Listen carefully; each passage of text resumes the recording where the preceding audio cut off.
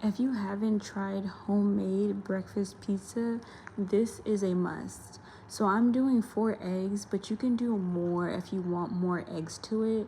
I've done this with 3 eggs and 4 eggs, and I just don't want it to be like a lot of eggs on there.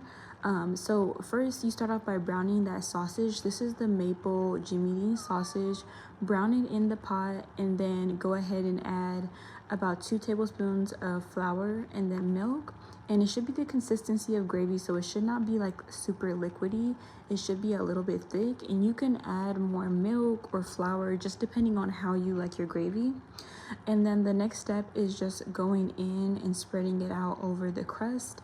And to be honest, for the crust, it has the directions on it to pre-cook it for 8 minutes, but I do about 10, so the dough is pretty much fully cooked at this point.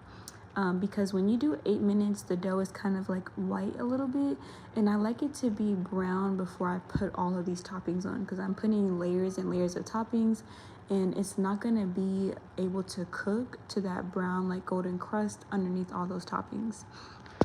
But yes, you go ahead and cook it to your consistency, but I did it for 10 minutes and then put everything on top. So the sausage and the gravy goes on, and then mozzarella cheese. You can do it off the block, but I like to just use the pre-shredded cheese. I've done this with Kroger and then also with Kraft.